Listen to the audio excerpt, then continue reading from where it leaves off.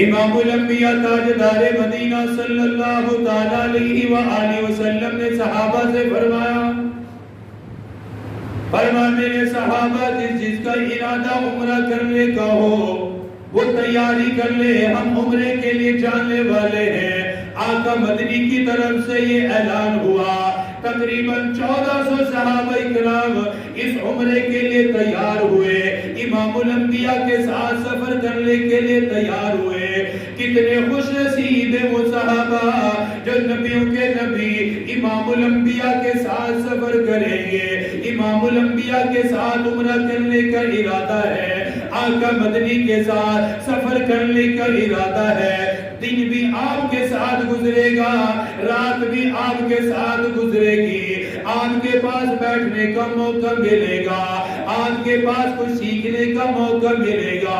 1400 صحابہ کرام نے ارادہ کر لیا، ذوالقعدہ کے مہینے میں میرے محبوب نے مدینہ سے سفر شروع کیا، مکہ المکرمہ عمرہ کرنے کے لیے آ رہے ہیں۔ حدیبیہ کے مقام پر پہنچے، مکے والوں کو یہ خبر ملی، مکے والوں کو یہ پتہ چل گیا محمد بن عبداللہ مکہ المکرمہ آ رہا ہے۔ اتنی بڑی تعداد ہے، 1400 کے قریب صحابہ اکرام ہیں، اور ہر صحابی اپنی جان آقا پہ قربان کرنے والا، ہر صحابی اپنا جان اور مال اللہ کے لیے لٹانے والا۔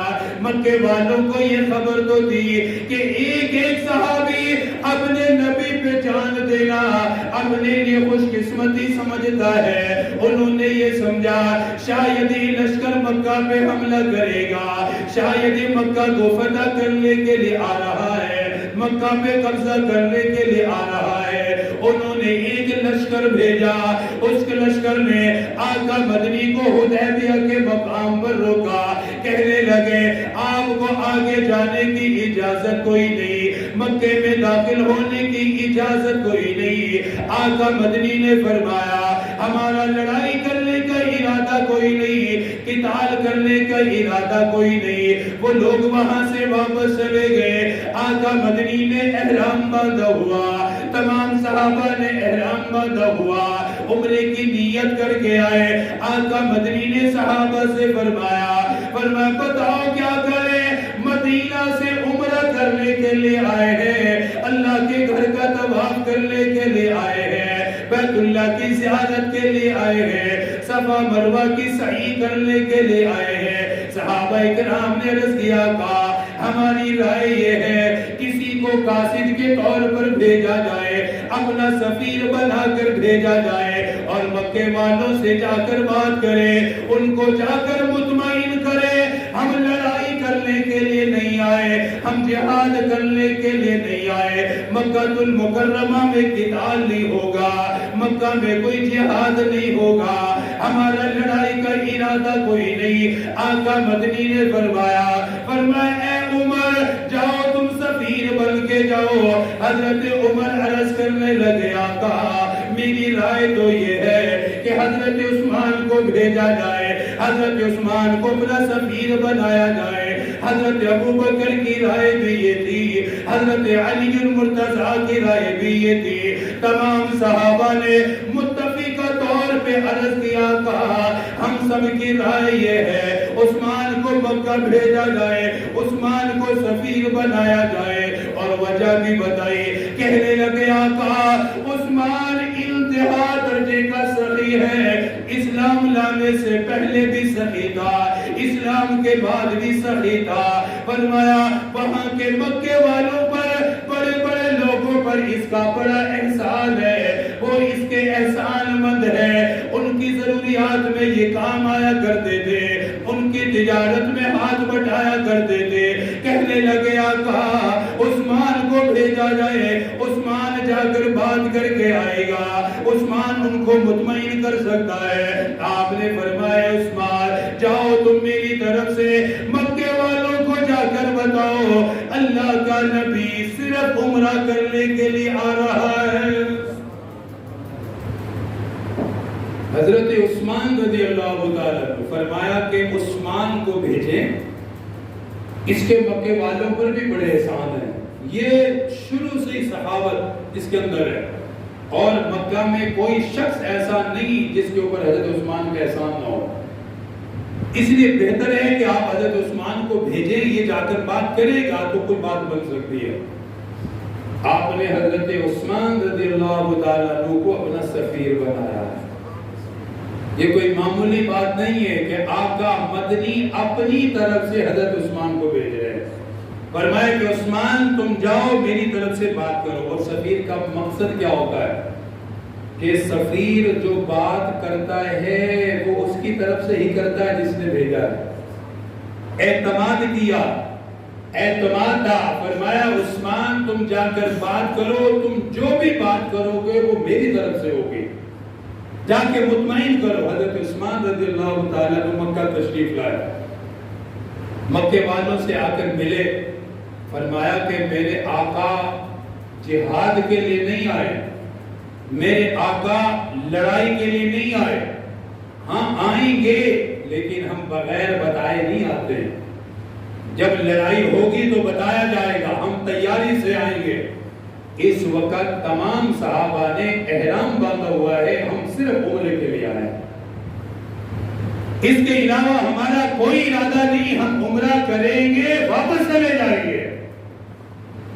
حضرت عثمان غنی رضی اللہ تعالیٰ عنہ نے مکے والوں سے بات کی، ان کو مطمئن کرنا چاہا کہ آقا مدنی عمرہ کرنے کے لیے آئے ہیں، مکہ المکرمہ صرف عمرے کا ارادہ ہے، بیت اللہ کا طواف کرنے کا ارادہ ہے، مقام ابراہیم پر نفل پڑھنے کا ارادہ ہے، ہم مکہ میں آنے کا مقصد صفا مروہ کی سعی کرنا ہے۔ مکے والوں نے کہا اے عثمان تمہارے نبی کو آنے کی اجازت کوئی نہیں، صحابہ کو مکہ میں داخل ہونے کی اجازت کوئی نہیں، کہنے لگے اے عثمان تم چاہو عمرہ کرو تمہیں منع نہیں کیا جائے گا، تم چاہو طواف کرو تمہیں منع نہیں کیا جائے گا، تمہارا دل چاہے حجر اسود کو بوسہ دو تمہیں منع نہیں کیا جائے گا، تمہارا دل چاہے صفا مروہ کی سعی کرو تمہیں منع نہیں کیا جائے گا، تیرا دل چاہے بیت اللہ کی چابی ہم دینے کے لیے تیار ہے، بیت اللہ کے اندر جا کر نوافل ادا کرو، بیت اللہ کے اندر جا کر نماز پڑھو، بیت اللہ شریف کے اندر داخل ہو کر اپنے لیے دعائیں کرو۔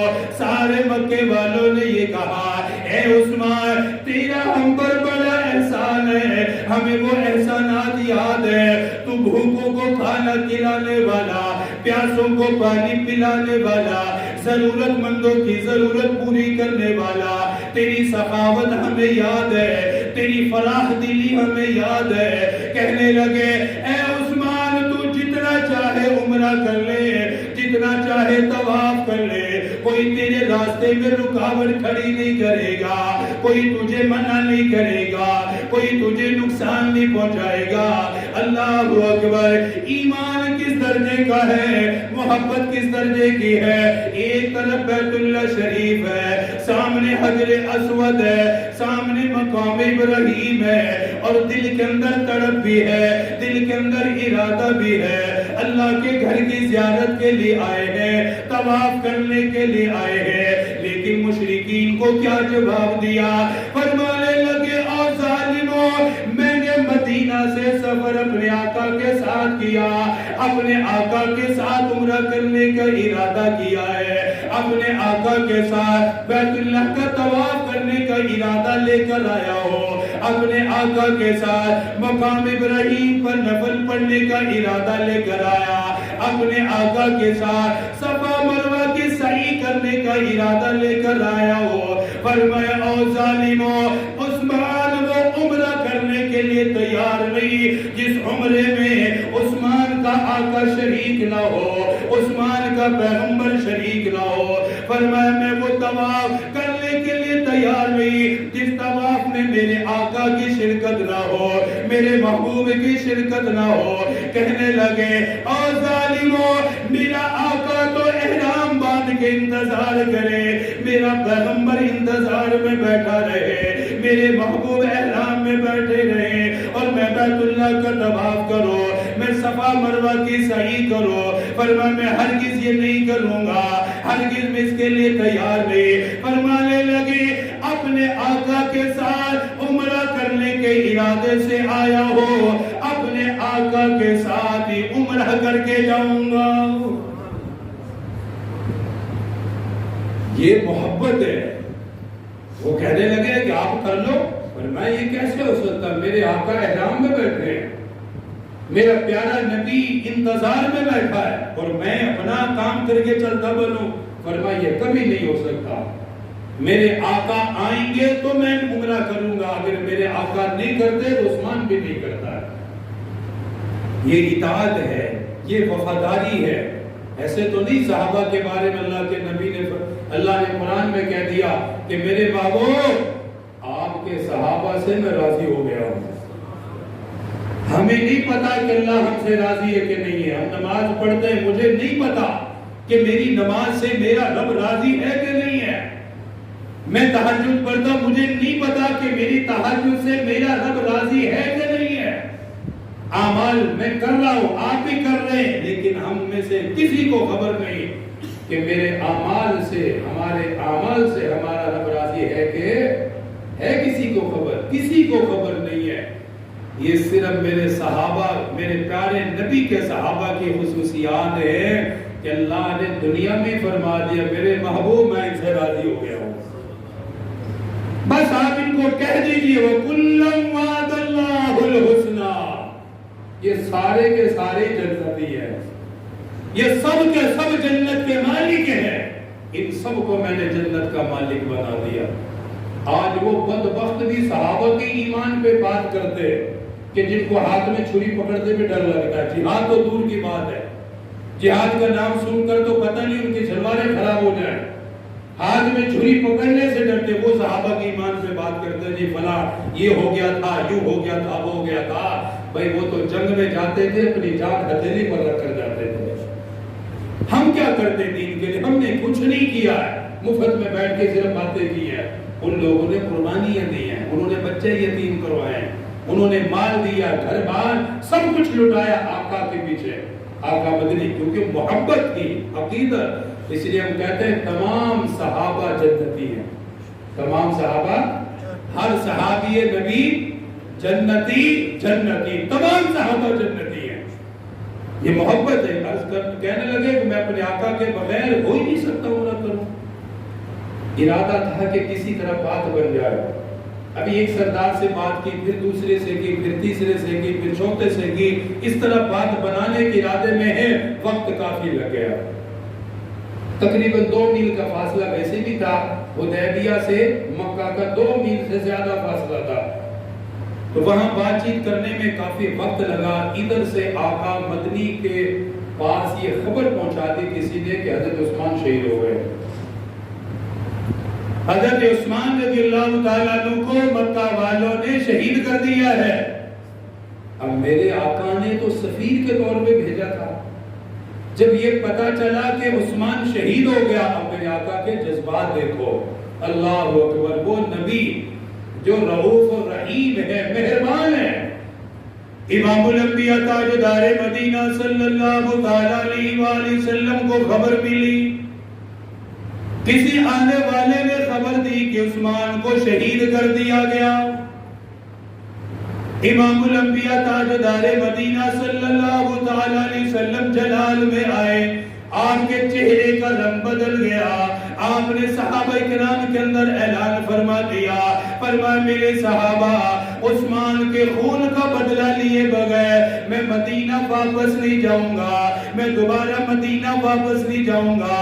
فرمایا میں اپنے صحابی کا انتقام لوں گا، اپنے صحابی کا بدلہ لوں گا۔ کس قدر بلند مقام کا حامل ہے حضرت عثمان رضی اللہ تعالیٰ عنہ، جن کے بارے میں میرے آقا فرما رہے ہیں، فرمایا میں عثمان کا بدلہ لوں گا، عثمان کے انتقام لوں گا۔ اور صرف اتنا نہیں کہا، ایک درخت کے نیچے ٹیک لگا کر بیٹھ گئے، فرمانے لگے بتاؤ کون کون عثمان کا بدلہ لینے کے لیے تیار تیار ہے؟ کون کون جہاد کے لیے تیار ہے؟ جہاد کی نیت سے نہیں آئے، جہاد کے ارادے سے نہیں آئے، جنگی سامان لے کر نہیں آئے، جنگی آلات لے کر نہیں آئے، عمرے کا احرام باندھا ہوا ہے، عمرے کی تیاری میں ہے، اسلحہ موجود کوئی نہیں، تلواریں زیادہ موجود کوئی نہیں، لیکن ایمان اتنا زیادہ ہے، ایک صحابی نے بھی نہیں کہا آقا ہم تو جہاد کے لیے نہیں آئے، آقا مقابلے کے لیے نہیں آئے اور تیاری بھی کر کے نہیں آئے۔ میرے آقا نے ہاتھ بڑھایا، فرمایا بتاؤ کون کون عثمان کا بدلہ لینے کے لیے تیار ہے؟ میرے ہاتھ پہ بیعت کرو، اپنا ہاتھ میرے ہاتھ پہ رکھو، اپنی جان اللہ کے لیے جو دینے کے لیے تیار ہے وہ بیعت کے لیے آ جائے، اللہ کے حوالے اپنا جان مال کرنے کے لیے جو تیار ہے اپنا ہاتھ آگے بڑھائے۔ میرے آقا نے ہاتھ آگے بڑھایا، صحابہ کرام ہاتھ رکھنے لگے، بیعت ہونے لگی، ہر صحابی یہ کہنے لگا کہ اپنی جان لگانے کے لیے تیار ہے، اپنا مال لگانے کے لیے تیار ہے۔ میرے آقا نے بیعت لے لی، میرے آقا نے تمام صحابہ سے بیعت لی، جنگ کے لیے بیعت لی، حضرت عثمان کا بدلہ لینے کے لیے بیعت لی۔ ادھر سے آقا مدنی کے دل میں یہ خیال پیدا ہوا کہ یہ بیعت اللہ کو کتنی پسند آئی ہے۔ اللہ پاک نے اعلان کر دیا، فرمایا لقد رضی اللہ عن المؤمنین اذ یبایعونک تحت الشجرۃ فعلم ما فی قلوبہم فانزل السکینۃ علیہم واثابہم فتحا قریبا۔ صحابہ نے جب بیعت کی، اللہ کریم نے سورۃ الفتح کی آیت کو نازل کر دیا، فرمایا میرے محبوب آپ کے جن صحابہ نے بیعت کی اللہ ان سب سے راضی ہو گیا۔ لقد رضی اللہ عن المؤمنین اذ یبایعونک تحت الشجرہ۔ ان تمام صحابہ سے اللہ راضی ہو گیا جب آپ درخت کے نیچے بیٹھ کر ان سے بیعت لے رہے تھے اور وہ بیعت کر رہے تھے، اللہ ان سے راضی ہو گیا۔ اب یہ بیعت بہت قیمتی تھی کہ اپنا جان مال اللہ کے لیے قربان، یہ بیعت کا مقصد تھا۔ اللہ صحابہ کرام سے بیعت لی، ادھر فرمایا دیکھو منظر دیکھو کیا ہے، فرمایا دیکھو یہ میرا ہاتھ ہے، اللہ اکبر، کیا فرمایا یہ میرا ہاتھ ہے، دوسرا یوں رکھ دیا، فرمایا یہ دیکھو، صحابہ دیکھ رہے آقا کیا کرنا چاہ رہے، کیا بتانا چاہ رہے، فرمایا دیکھو یہ میرا ہاتھ ہے، اوپر سے دوسرا رکھا، فرمایا یہ میرے عثمان کا ہاتھ ہے۔ حالانکہ حضرت عثمان ہے ہی نہیں ہے، حضرت عثمان وہاں موجود نہیں ہے، یہ بیعت تو خود حضرت عثمان کے لیے ہو رہی ہے، لیکن حضرت عثمان کا مقام مرتبہ، فرمایا دیکھو یہ میرا ہاتھ ہے، دوسرا اپنے ہاتھ پر ہی ہاتھ رکھ کر فرمایا کہ یہ میرا دوسرا ہاتھ میرے عثمان کی طرف سے ہے۔ کیا بتا رہے کہ جیسے تم اپنا جان مال اللہ کے لیے قربان کرنے کو تیار ہو، میرا عثمان بھی تیار ہے۔